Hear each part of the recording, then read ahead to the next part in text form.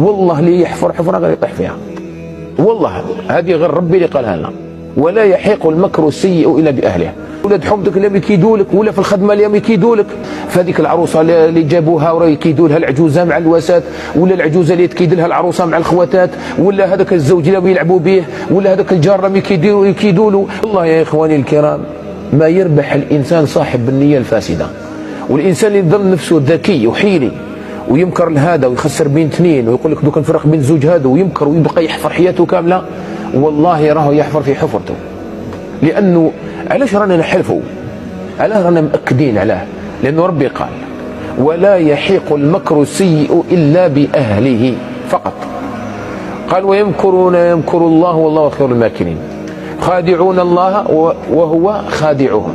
دائما شوف، غير تخدع، غير تخرج بالنيه مش مليحه، راح تلقى ربي مقابلك.